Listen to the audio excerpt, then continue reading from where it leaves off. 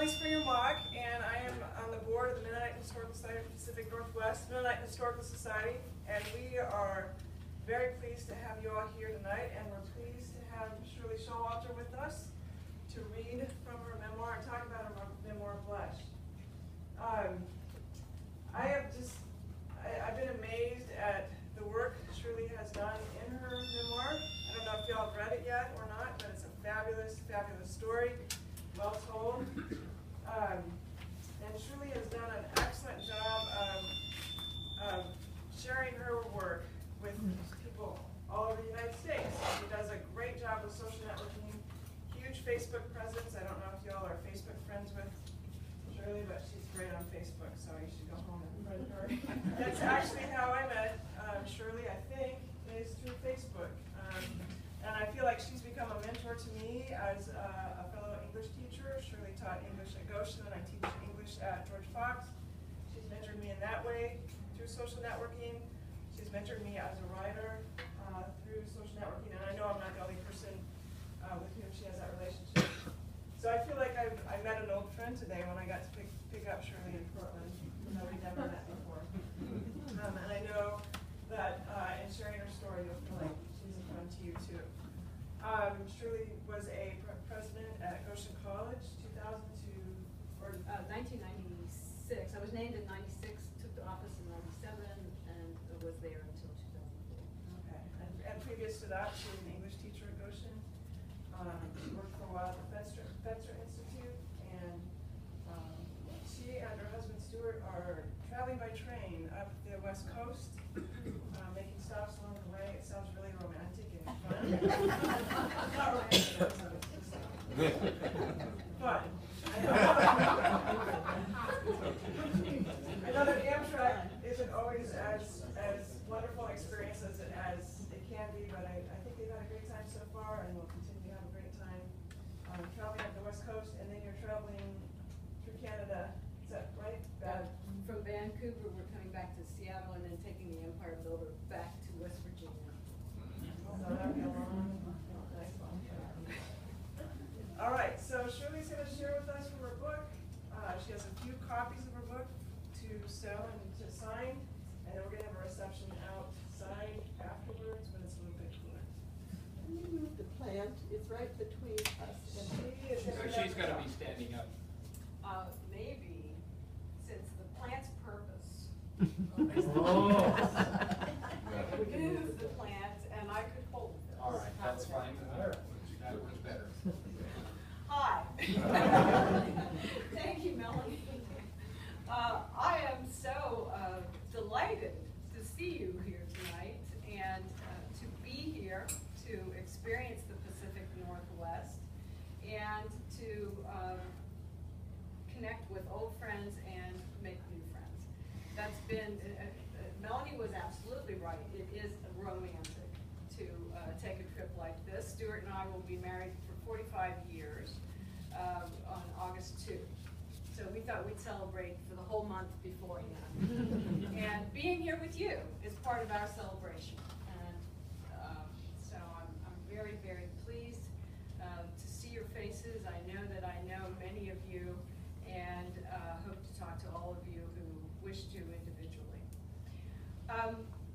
Tonight, since we are in a place that was built to honor the heritage and tradition of Mennonites, I'd like to speak about my own heritage and tradition as a Mennonite. I'm going to say a little bit about how I came to write a memoir, and then I'll read a little bit. And then, for me, the fun part is when we get to do interactive conversation. So we'll have some questions and answers, and I have photos that came from the book, and I'm apologizing that I don't have a lot of books here, so if there are more people who want books than there are books, I can sign these, and we can arrange for you to get a book at a later time through the Historical Society. So I wasn't expecting so many of you, and I wasn't expecting to sell so many books this morning, so you never know what will come about a trip, especially when you carry your books with you in your suitcase. And we're very happy if we end up having a lighter load, and we hope that everybody who wants a book can get one way or another. I would like to know a little bit more about you. And I want to know how many of you have written memoirs. I knew there were some. Okay, 1, 2, 3, 4. How many of you would like to write a memoir? Okay, that's a few more. How many of you hope you never write a memoir? That seems to carry the majority, but there's an interest out there too. And maybe some of you who never want to write one might have some interest in how one gets written. So I will share a little bit of that journey with you, and also try to offer a few words of encouragement to those of you who are in the process now. We'd love also to hear some words of testimony from those of you who have written a memoir as to what it means to you. So I'll start by saying a little bit of what it means to me to have written Blush. I want my grandchildren to know what it was like to grow up Mennonite, to grow up in a farm, to grow up in the 1950s and 1960s, and to take that kind of root structure that was produced in that environment and take it into the rest of the world, and to do so while remaining Mennonite, because that is my particular story. And there have been a lot of stories about maybe grew up in a conservative religious tradition and left that tradition. Those memoirs are usually the first to be told. And they sometimes are told with bitterness, sometimes they're told with humor, sometimes they're told with distance, and other times with intimacy or even nostalgia and longing. So there are many, many ways to tell your story. But to tell a story about how one life changed, at the same time the church that produced the life is changing. That became my challenge, because as most of you know, the Mennonite church has changed a lot, wherever you grew up in it since the 1950s and 60s. And so, I wanted to tell a story that would be for children and for grandchildren, but to also then keep building on larger and larger possible audiences, other Mennonites first. And then people I knew had an interest in Mennonites. I hope to reach those people too. And have had some wonderful conversations with people all over the country who've read this book, some of whom are people in different religions or no religion. Some are very interested in Amish and Mennonite things, and others just learned about the book in other ways. So it's gratifying to know that those people can also read and find something for themselves in the story. So how did the book come about?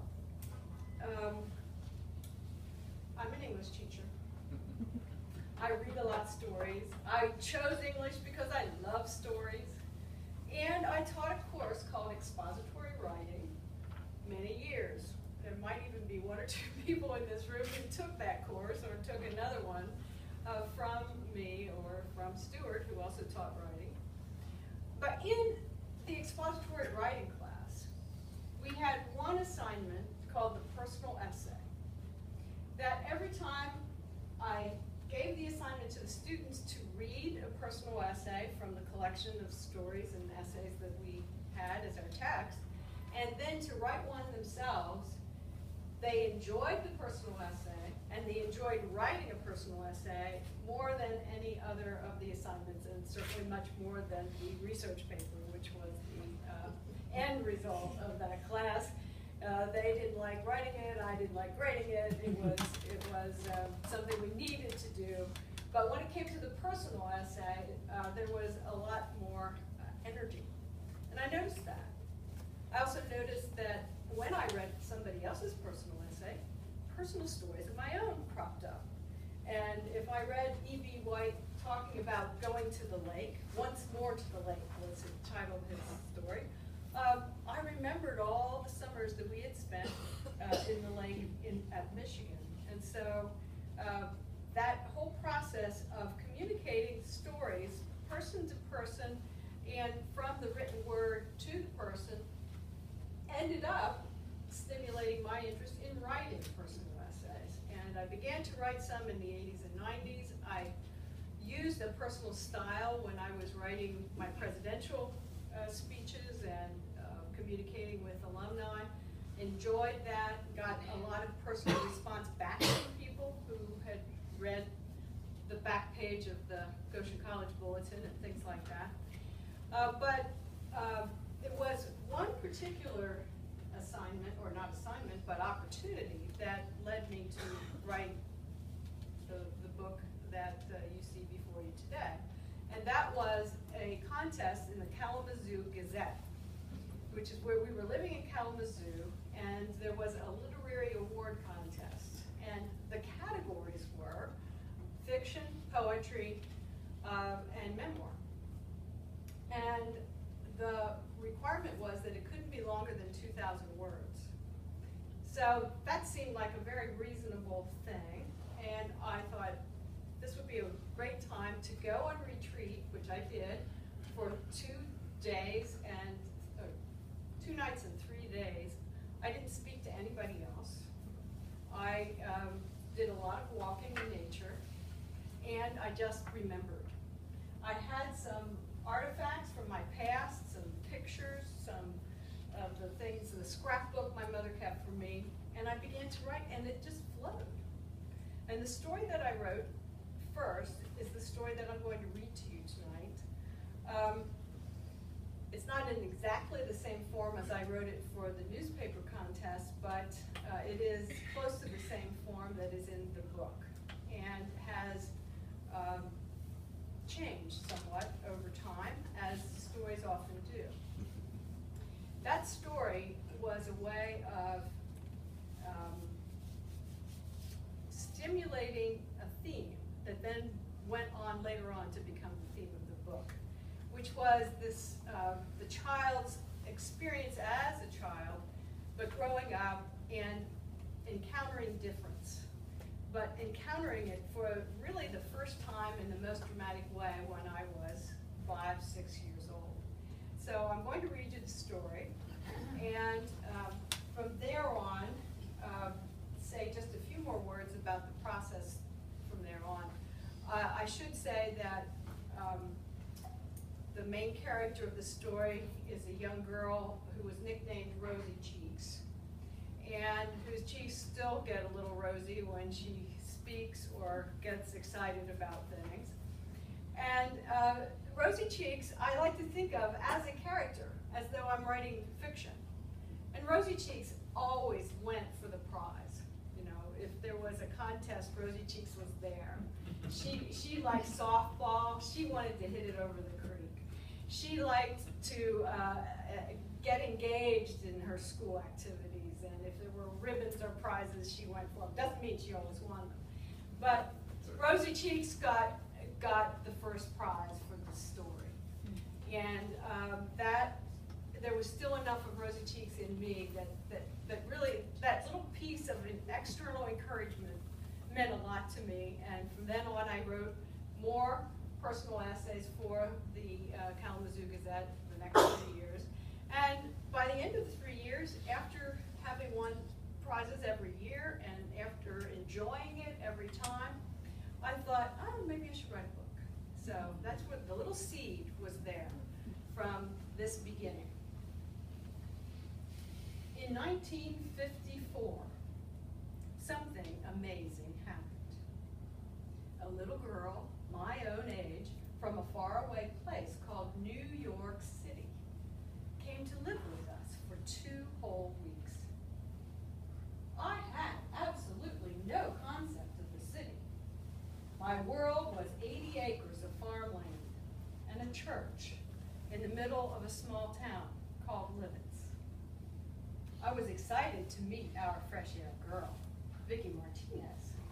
Mother and Daddy said we could pick her up at the Lancaster train station. She was almost 6 years old, and like me, she would be entering first grade in the fall. Waiting for our fresh air girl to arrive in a huge, unfamiliar station, train station, interestingly enough, reminded me of exchanging Christmas presents. If you picked the wrong package, you might get a crocheted hanky. And someone next to you would get 6 kinds of lifesavers displayed under cellophane in their own fancy package. You either picked a winner or a loser. My fear that we would get a loser disappeared the minute I saw Vicki. Her big dark eyes and abundant curly hair, her olive skin, and her pretty dress spelled fun to me. As we left the station, my mind was whirling with plans. We would give Vicki so much good, fresh country excitement that she would be filled with fresh air all year long. As the oldest child in our family, I was used to being in charge of things. I expected to guide our guest Vicki too. She listened as I gave her a tour of the farm and showed her the room we would share. She seemed to be impressed by green grass, trees, flowers, and vegetable gardens, dogs and cats, wide, long fields of alternating green and brown, and especially cows. Just presenting our everyday life and familiar animals to Vicki made them seem suddenly exotic.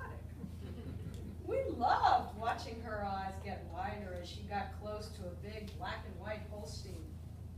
She wondered how milk came out of a cow. So my father knelt down, pulled on a teat, and sent a stream of milk that pooled right at Vicki's feet. Holy cow, she exclaimed, much to our delight. After a few hours of hitting the highlights of country living, we went back to the bedroom that we would be sharing. When Vicki opened her suitcase, I smelled something pungent, sweet, and spicy. I locked that new aroma into my brain under the label New York City. Vicki's shorts and shirts and skirts came in a rainbow of colors. Her mother had very carefully placed enough little folded outfits, clean underwear, and socks for each day of her journey in the country. I could tell, just by looking at that suitcase, that Vicki's mother loved her.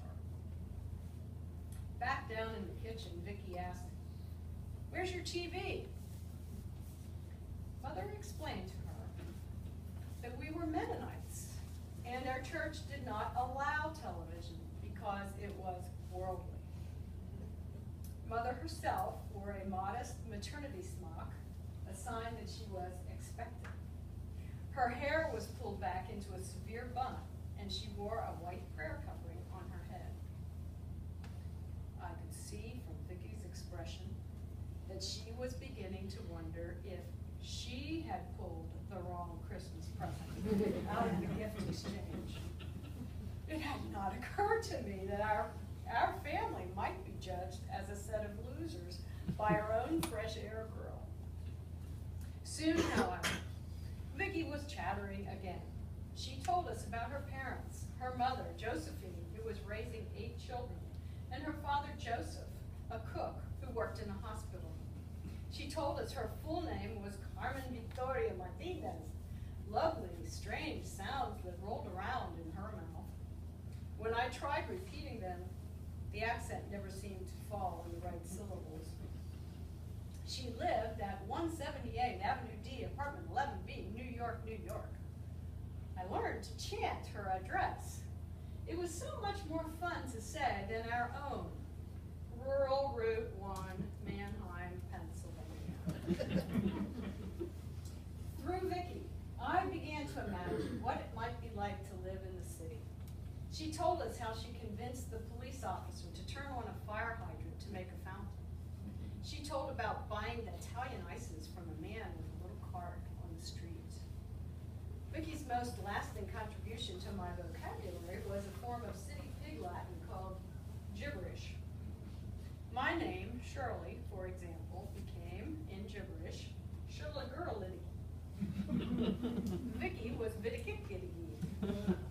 My brother Henry and I loved our first foreign language, but we never got to be as proficient as Vicky. Sunday presented a challenge for us because Vicky was not sure she should go to our church.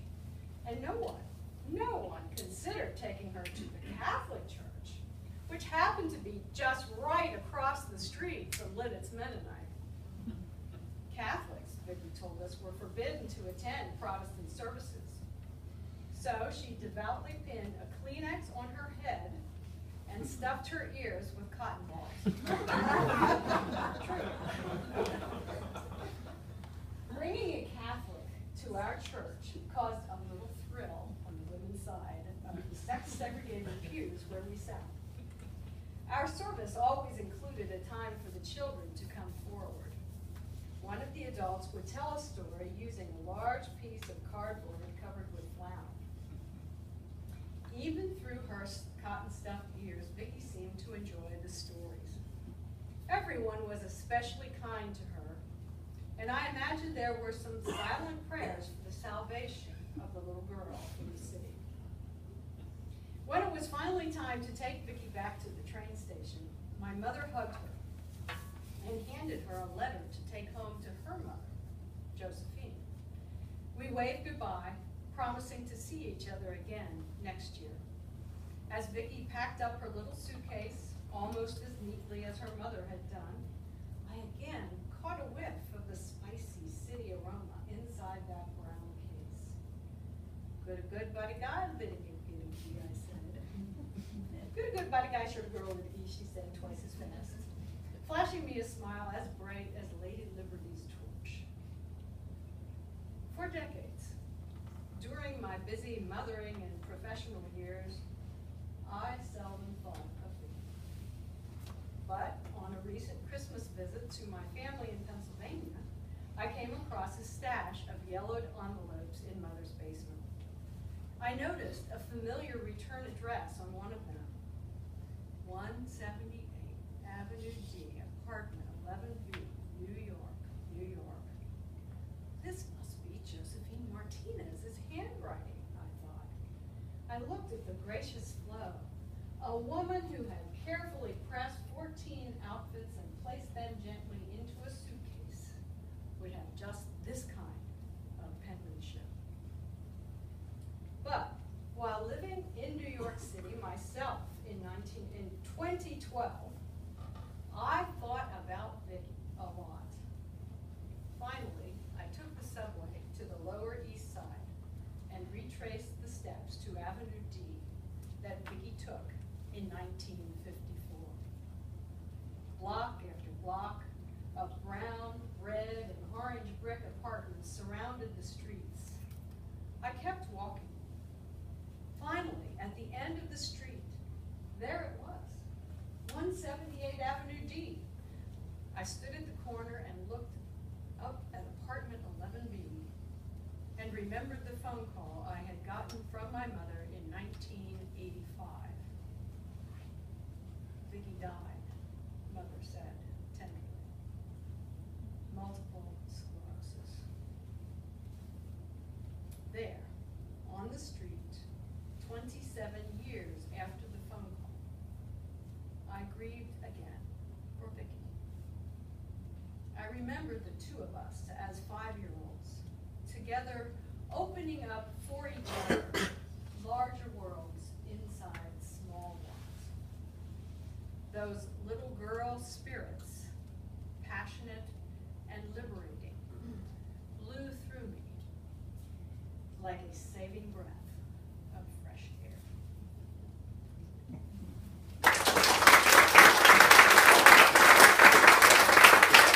To read that story. By the way, I should have explained the Fresh Air program. Do you know it? Everybody knows it? Okay. Good. You actually have it here, too? Okay.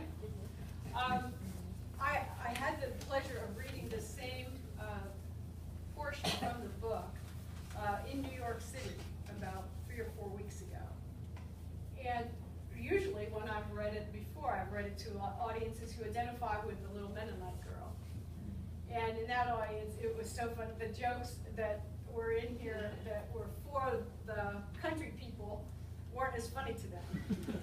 But the ones that were there for the city people, they really enjoyed. So it was a wonderful experience to connect, and to Vicky's sister, who lives in New York, and who came to the event so that she could be there. And one of the other schoolmates of Vicky was there as well. So I think I have some pictures here of her that I can send around. This one in particular is, Vicky was a lot like me. We had some similar personality traits. And even though she had multiple sclerosis, she was the poster girl for multiple sclerosis. And she got to meet Mickey Mantle. So here's a picture of Vicky, the oldest picture that I have of her, after she no longer came to our house in the summertime. And here's another picture of my brother Henry and I with Vicky after we had just gone through the sprinklers. The big exciting thing we did. You know, we didn't have pools, we didn't go to the beach, we ran through the sprinklers. And did she come more than one time? she did. She came from age 6 to age 12, which I think was the end of the program. And so I really did get to know her well, and our mothers corresponded. There was, I feel bad that I never, in that whole period when she was experiencing multiple sclerosis and was, I'm sure, lonely. My mother was the person who related to her, not me. We didn't have the teenage years and beyond together, and so even though I cared about her, my life was this way and her life was this way. And only as an adult have I come to see how really significant she was in helping me understand the wider world, helping me to, you know, even when you have to explain things like how your farm works and how your, what you believe in, you are automatically engaged in a process of education and self-knowledge and enlarging your ability to love from where you started out. And so I am grateful to Vicki for many, many things, including the inspiration to write my own book. I wish I could be sharing it with her here, but it was great that I could be with her sister. We have already gone 30 minutes, and I would simply like to open the floor to you for questions to find out what you care to know about. Some of you I see have books of your own that you've brought here tonight. You might want to ask any questions about having read the story. Others of you, not having read the story, might want to know other things, and I'm very open. So, yes? You say on your 16th birthday you got a black convertible, I think, from your parents. It wasn't quite the 16th birthday, but just a little afterward, Well, yes. my question, growing up in Lancaster, conference with Lancaster and Mennonite High School, not that far away from where you lived, was that ever a serious family discussion about where you should go to school? It was not a very serious discussion. The issues were that Lancaster Mennonite High School, for those of you who are not familiar with the area, is on Route 30, and Lidditz is north of Lancaster. Route 30 is very close to the Lancaster City outskirts. And Lidditz is 7 miles north on 501, which would have meant that I would have had about a 15-mile journey on, not only on the highway going to Route 30, but on a very, very busy highway that like it was just a little bit too far and too dangerous for travel. I loved my Warwick High School, and if I had gone to Lancaster Mennonite school, I would have become a much more plain Mennonite than I actually was. And I was reminded this morning by somebody who grew up on Amish that you were not very plain. And she's right, because that's part of the story. I actually had competing definitions of what it meant to be Mennonite from my two grandparents. These are my Hershey grandparents. You can see this is their wedding picture. They're quite soberly attired and were from their youth.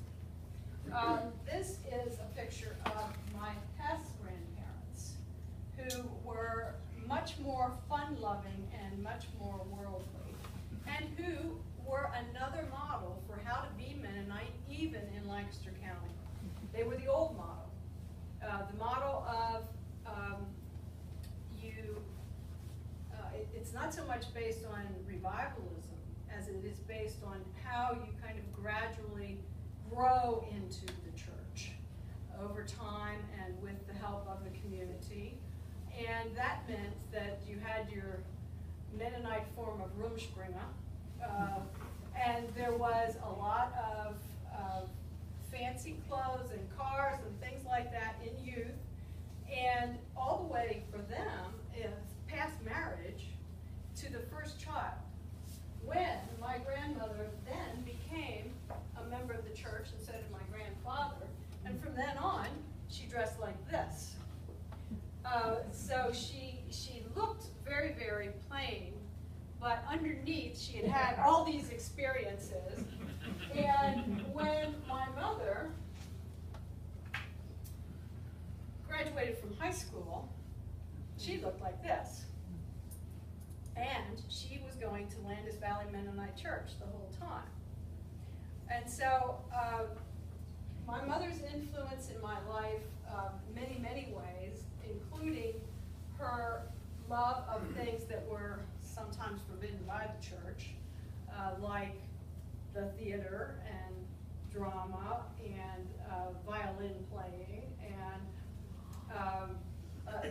even novel reading and doing those things rather than gardening and rather than doing the good wife things that were extolled among most of her friends. So so I had no desire to be any plainer than I was required to be by the bishop and the minister of my own church. And Lancaster Mennonite School at that time required you, they were kind of working out a consensus among all the groups that supported them and went with the more conservative rules so that they could get conservative students there, and hoped that they would have enough students who came from more liberal churches that they would still be able to reach across and have a student body of a significant size, which they did. But I was not interested in going, and my parents had no desire to ask me to go. Furthermore, it cost money, and those were the issues. It was conservative, it cost money, and getting there was a challenge. And so instead, my father bought me a convertible. Which,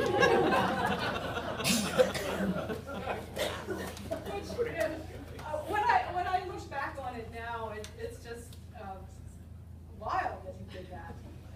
But and it was wild that I was wearing a covering on my head, and I had to.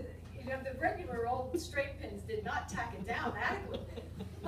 So I had to wear a scarf around my covering on my head while I drove the convertible. Life is filled with lots of paradoxes and ironies, and those were just some of the few in my own story. Yes?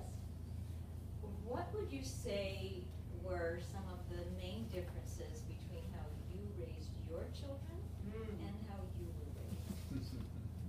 Very good question. Our children grew up in Goshen, Indiana. And I thought about it a lot as they were growing up.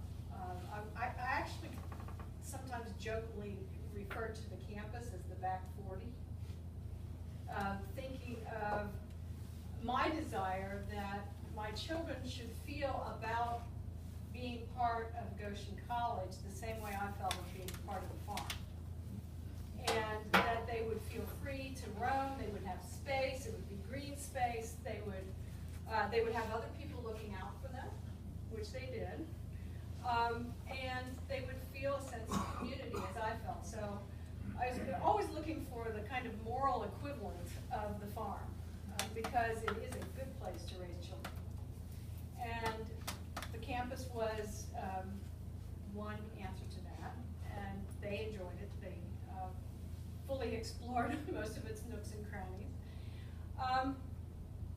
They grew up in College Mennonite Church, and they grew up at a time when, is it Catherine Royer? Ashleman and the Royer sisters, there were two of them, who were in, I don't know if you remember the materials from Herald Press that were produced at Goshen, I think, by the early childhood development people. And the faculty members at the college and the church and the publications were working together to produce materials for children all over the church. In fact, one of the most interesting Facebook conversations of recent memory is when I asked people what they remembered for their Bible school songs. And then I took pictures of my children's books from Sunday school and Bible school, and people's memories of these songs came pouring out. I had many more responses than I anticipated. And so we were situated in a place where not only were my children able to benefit from materials that were produced for children all over the church, but they were able to know the people who were producing these materials, and they were very fine people. People whose lives were dedicated to young children, mostly single women. They loved going to Sunday school. They loved having that kind of, it was a large church, maybe, 1,000 membership, and yet they got to know those teachers very well, and they would, after church was over, they would want to go back to their Sunday school class because the teachers would still be sitting there, and they would still be able to either play or talk to them or go to a place that they knew they were loved and cared for, and where they were receiving some excellent biblical, really simple biblical lessons. Those were things that I thought of in ways of keeping the connection to the past. When it came to how and when and to relate to the church, I wanted to give them much more choice and freedom in the matter than I felt I had myself. And they chose to continue to come to church, but they did not choose to become baptized. And the church that they have related most to, both of my children have related most to, is the Unitarian Universalist Church, where they don't have to be baptized. Pardon? But they did choose to go to Bethany High School. Yes, yeah, oh, there's many, many ways. This is a disappointment of mine. I told them what I hoped for and then gave them freedom. And that's the result. I still hope that someday both of them might become members of the Mennonite Church. It's not impossible. They have no hatred for it. They live in cities and they live contemporary urban life. But I do see the values that they were raised with very strongly in their lives, and they care a great deal for others, and are using their gifts in ways that Stuart and I are grateful to see them, and feel that they are indeed spiritual, but they are not Mennonite. And I know that I'm not the only parent who has children in that category, and that many of us would prefer to have our children in the church. I live with the hope and expectation that if they don't become Mennonites, that they will continue growing in faith and in their spiritual life as God directs it in their lives. They are God's children. And so how were they taught? I think they were taught values of honesty, frugality, caring for others. Things are not as important as people. Things like that came from what we were told. And I see them now raising their children in very similar ways. Yes. So at the end of your book, you were going to the glittering gold or whatever that was. Yeah. And that's stage where I thought the story would start being really interesting for me anyway. So you got the EMC, and like, did you just like drop the covering when you walked in the door? Pretty much. So I'm just curious what happened at that point. Yeah, well, as you know, like I said, the church was changing. Actually, here is, I don't have a picture of my high school yearbook photo, but there's a story behind that that's not in blush, in that it's the most plain of all my pictures, where you can see the covering most plainly. And the reason it's that way is that my mother asked me to have my picture retaken. I had gone to the studio. I did not wear what the other girls wore, which was a drape. Do you remember drapes? Yeah. Well, drapes and pearls. They were the thing that you wore when you had your photo taken for your school pictures, unless you were Mennonite. And so, as a Mennonite, I did not wear that. I had a very high collar, navy blue suit, top, jacket, and with a white collar. And I had my hair down because I was beginning. The bishop with whom I had the conflict, and with the congregation had the conflict, had already moved on to a more conservative group, which meant that the church began to relax again in the rules that were already beginning. One of the reasons why he was so concerned is he saw that this was, the covering was going, and that was very disconcerting to him.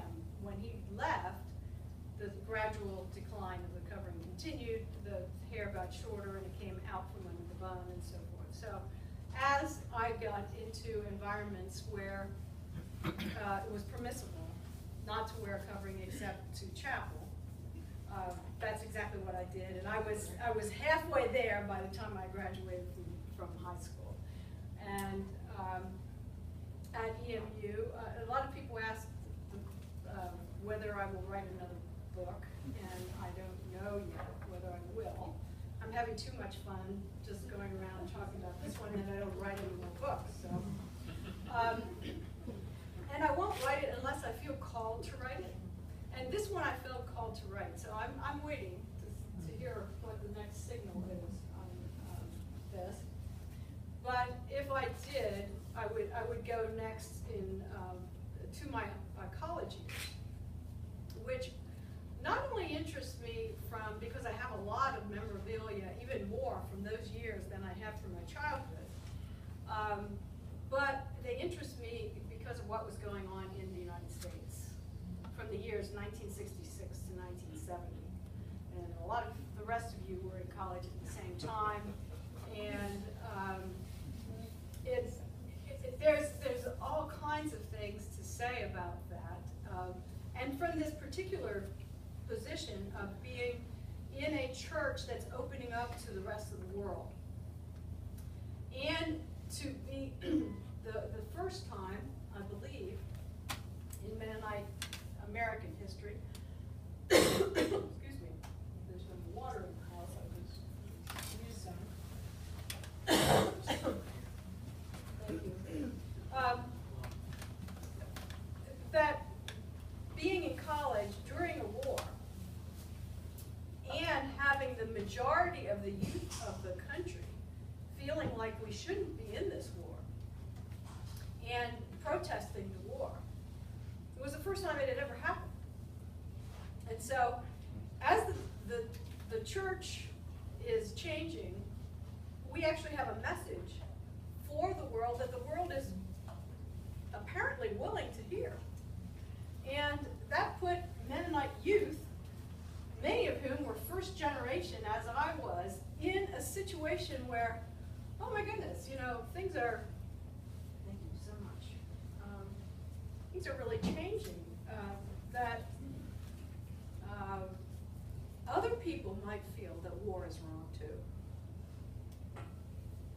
And so I think there's a particular perspective in those years that certainly hasn't been told in the culture at large, which, and a combination of being still socially quite conservative by the rest of the standards of the 1960s. And yet, having a tradition of being against war to offer and engage with other people who are now interested in that message. Made it very interesting to me to think about. One of the things I know I will do is go back and read the letters I wrote to my mother, my father, and my siblings all during my college years. And I wrote at least 2 letters a week, sometimes 3 or 4, back home, because I considered myself to be an explorer, and I was on the moon. I was in college, and nobody had ever gone there before. And so I wanted to describe things for their sake, and I also wanted to alleviate their fear. And I'm now going to be interested to see how I worded things, to see how I was trying to reassure them and yet open them up a little bit and let them see I was having a good time, and yet showing them that there was a connection to what I had been taught and where I came from. And just like Stuart's mother said to her, remember who you are and where you came from. Did your children go to college then also? Your siblings, I mean, your siblings. My siblings. In the book you meet Henry, who you've already met, and Sue and Doris and Linda, and another sibling who died. The 5 living, only one completed college, my brother Henry. And I'm not sure he would have completed college had he not had a motorcycle accident. And there's a connection there between my brother's career, his life, and the relationship between my father and my grandfather, which is the primary conflict in the book. And my brother is then the recipient of their relationship. But in his case, because it sends him on a motorcycle and that motorcycle crashes, he ends up a physical therapist. And he is now a successful physical therapist in Lidditz, Pennsylvania. And my sister Sue became the child who went to EMC for 1 year, no, 1 semester I think it was, and who was dating somebody from back home who was a farmer. And the farmer said to her, you can either go to college or you can have me. She chose him. And he's a very nice man, and they have a lovely family, and they are continuing, probably of all of us, continuing the tradition that they grew up with most clearly. She is, both of them are deacons in the Church of the Brethren, and they are very active in their church. Their children are they continue to farm, and the next generation is now taking over their farm. So they have made farming their way of life, and the traditional Anabaptist community around them is their primary community. And I have a great deal of respect for my sister, her choices, and I love to go there. And our little grandson and granddaughter love to go there too. They were given a choice. Do you want to go to the beach? Do you want to go to the farm? They chose the farm. And the opposite of what I would have chosen. And so that's interesting to me. My sister Doris, who was the one who got requests from the University of Chicago that she please apply to them after she took her SATs, is the one who did not go to college at all. Married at age 19, and now lives on the farm in the house my mother built after the farm was sold for development. So she and her husband are very happy. They didn't need college in their lives. They're very typical of many Lancaster people to this day who are not as college going as the rest of the country. They're entrepreneurial. They are farmers, and they seek employment soon after high school, which is what she did. And she's also very involved in a very large evangelical church. So you can see we have quite a, oh, by the way, my brother had been involved in the local Presbyterian church. And then my youngest sister, Linda, went to Heston for 1 year. And then she had a boyfriend and decided to get married, and did. Had 3 children, had 2 children, has 3 in her family. Eventually, she was divorced, and she is now remarried, and her husband is Catholic, and she is enjoying going to the Catholic services with him. So I don't know what her religious affiliation will end up being. She has been either Mennonite or Church of the Brethren all along, but that was a story that I would never have predicted for her. So you can, that's the story of the family.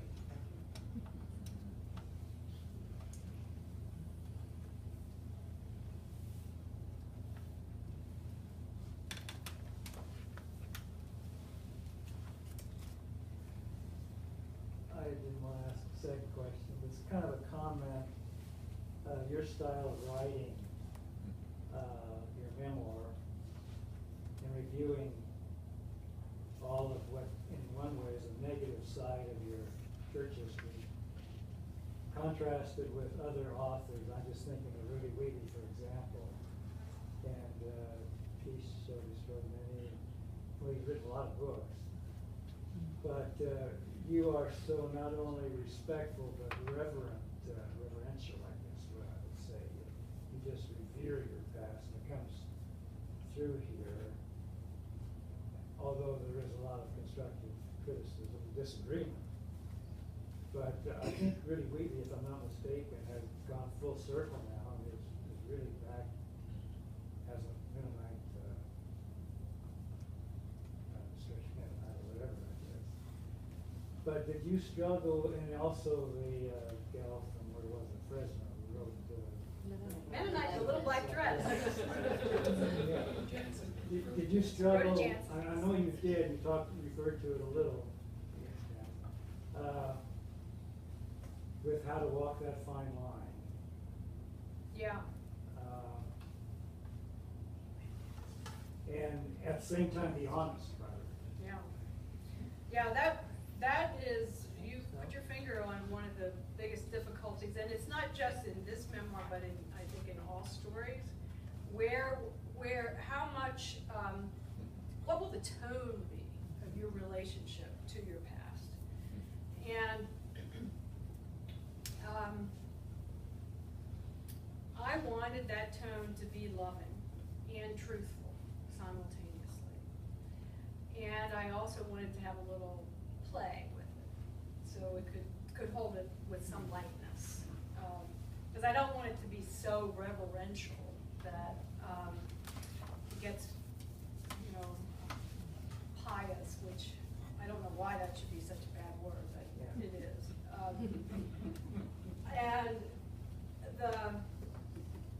So I didn't want the tone to be artificially sweet or artificially, it wouldn't be my story if it were told as completely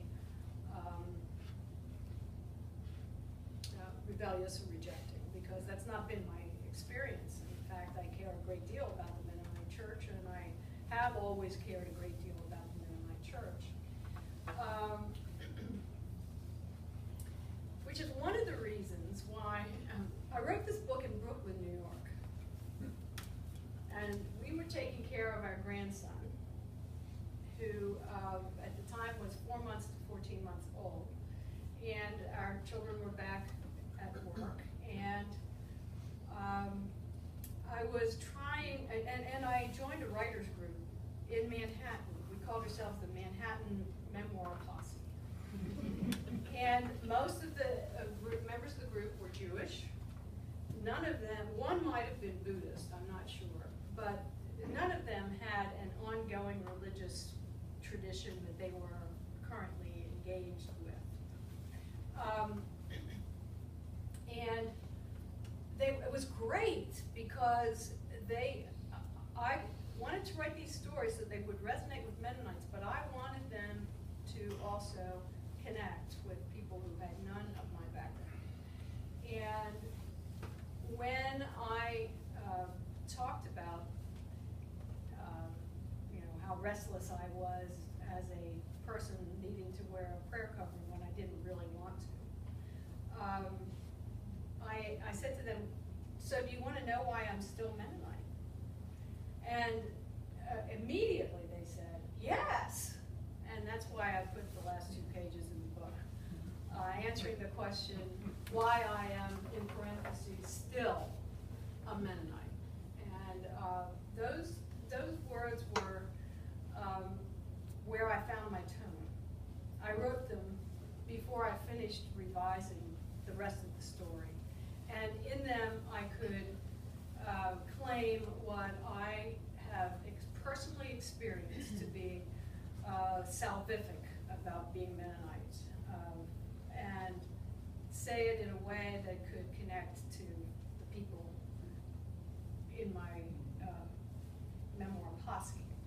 And that was very, very helpful to me, as was coming up with the first paragraph of the introduction. Because to write a memoir is not a very Mennonite thing to do. And I was aware of that. And I think if there's been any issue that has, stirred me in my inner life, it's been this one between pride and humility. And I know there is something special and wonderful about humility. I want to be humble, but so often I'm not. And as a Mennonite, and I know you know this too, I have experienced a lot of false humility. And I wanted to name the aspiration and the appreciation for genuine humility, and to also talk about the fact that God made us with egos. And writing a book is an egoistic thing to do. And how do you reconcile that with the desire to be submitted to God's will, and to genuinely care as much or more for others than for yourself, which is what we were told. What's joy?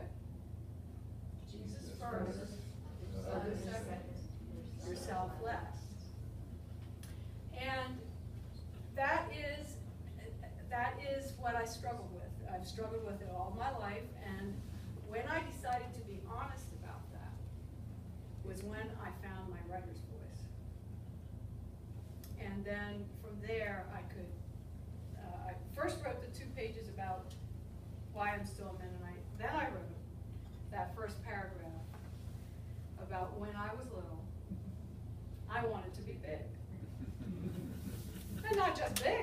tall, but big, as in successful, important. I wanted to make a splash in the world. When I wrote that, my hands were shaking. And I knew that was like the biggest Mennonite confession I could find.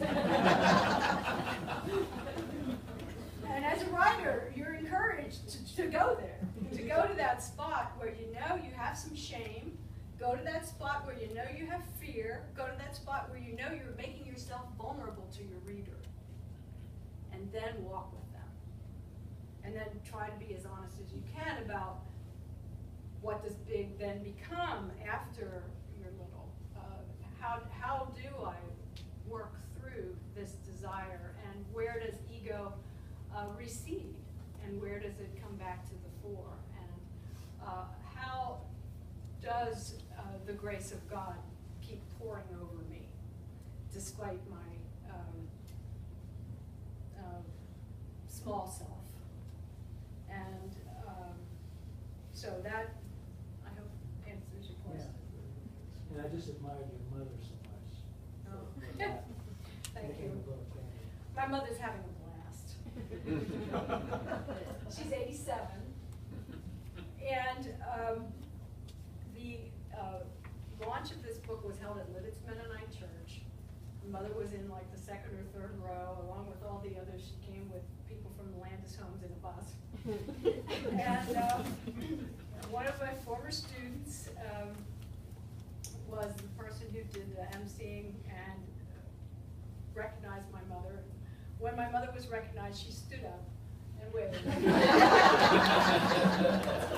So I got this kind of oxygen.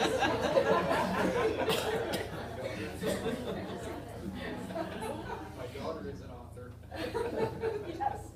Shirley, I might say that you and Stuart were my whole knowledge of Mennonites up until recently, where I met Melanie and the Burkeys and the Stoltzes. So, and I read the book, and I have even more reverence for the Mennonite church than before.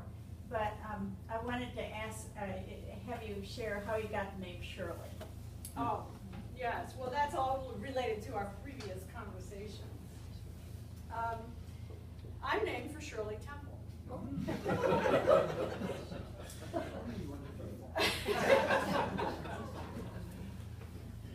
And there were, in my mother's growing up, she was the only daughter out of her family, and she had 4 brothers. And her mother was an only daughter, and there was only 2 in the family. And so one of the things, you discover things when you write about your life. And I thought about that for the first time when I started writing. My goodness, in the age when everybody was having 10 children and 8 children and lots of children, and almost inevitably lots of them being girls, here was a grandmother, a Mennonite grandmother, who was an only daughter, and she had an only daughter, and as long as I, until the age of 6, I was an only daughter.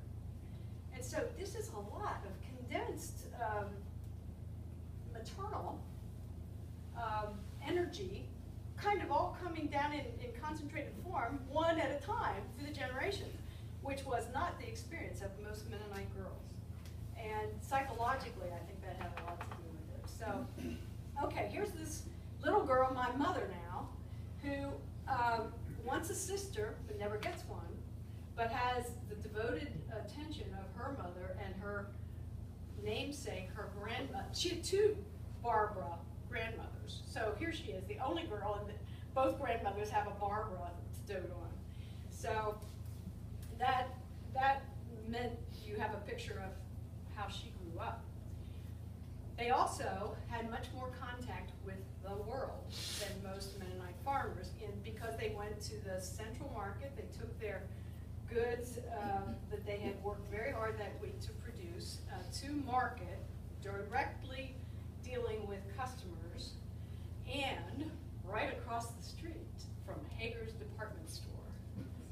So my mother, at about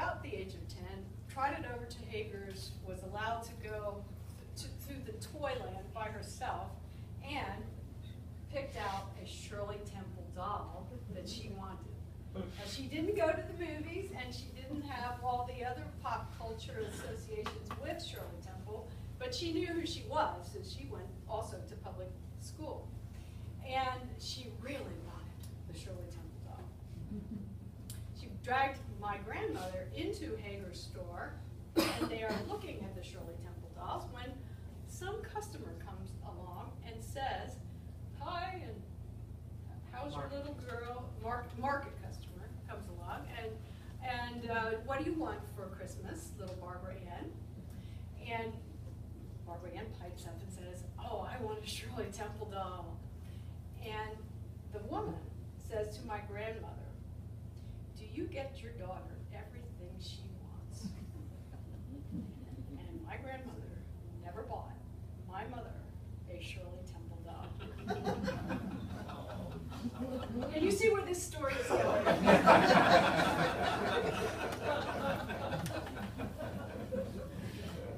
When she is presented at the age of 21 with this little rosy baby, she chooses Shirley for the name. And I forget if I put this in the book or not, but she is still at home with me because in those days you didn't go to church right away. It took maybe a week or two before you showed up in church. And during the Sunday that she was at home with me, there was a preacher at church who made a litany of things you should not do. And in that list was you should not name your children after a movie star.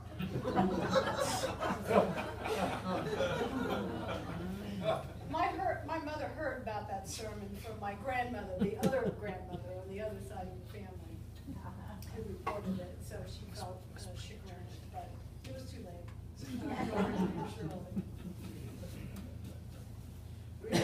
Have you ever experienced any hostility from readers that reacted to your description of Mennonite growing up?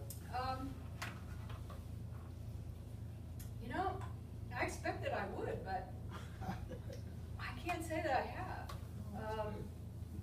Some people who said it was not their experience. Yeah, people but nobody who has challenged me on either. On authenticity or anything like that? No, I have not, yet. It's your story. Yeah, that's right. I empathize so much with your father and his relationship with his father, and all of us have had trouble, pleasing our parents. Yes. And I wonder how that impacted you in your childhood and now, maybe with your husband. My husband happens to be here. Let's speak to that. It has definitely impacted me in many ways. There, in that list where I talk about the twinkle in their eyes, or the list of opposites that my parents represent, I think I conclude that chapter by saying that one of my friends said that much anger directed against a parent would have to show up in overachievement in at least 2 more generations. And I thought that was really interesting, and probably is somewhat true. Some of that aspiration to compete and win in life and in lots of different arenas comes perhaps from some of that anger. Because my father just wanted to hear from his father, "I love you, and I approve of you, and you are working hard, and I see you're working hard, and your rows are straight," and whatever he could have said in that way would have meant the world to my father. He could never hear that. And he, in turn, tried very hard and succeeded in many ways to be a better father to us in that regard than his father was to him. But his own anger still came out. Here's one image that I didn't write about but is in my mind about my father. And it relates not only to men and patriarchy and to power that men have in traditional religion and in traditional roles like farming, but to this particular father who had his own issues with his father. we sat at a table, the 5 children, and my father sat here, and I think my mother either sat here or here. And here were the utensils in the cabinets in the kitchen. And a thing I'll never forget is that I was sitting here, and we were about to eat, and my father said to me, "Shirley, get me a spoon." Now, he could have reached around and pulled a spoon out of the drawer, but he wanted me to get up out of my seat, get the spoon, and hand it to me. And I was boiling mad, but I could not say a word. And I'm sure that there were other times when that kind of thing happened. I share some of it. I love my father. I know he loved me. I happened to be, even though I was a girl, I was the firstborn. If you know anything about family systems, he was the firstborn. And so he did identify with me. I think that convertible had to come out of some way of making up for what he did not get from his father. And so, yes, there was some of the ambition, some of the anger, anger. I can get mad at patriarchy and remember the spoon in the drawer, you know, and then it represents men who have said to women, "You should be quiet, you should be silent, you should be small," and that's there. But fortunately, I have lots of other more positive expressions, and at the time of the death of my father, which is a story that I told this morning in Portland Mennonite Church, I had some of the deepest, most spiritual experiences of my life. And so whatever anger I have carried over the years is mostly washed away by that experience. Yes? I was going to commend you for writing about this so that many other young women who are subject to this kind of conservatism and obedience to the men in their lives, that they might read this book and find freedom. I hope so.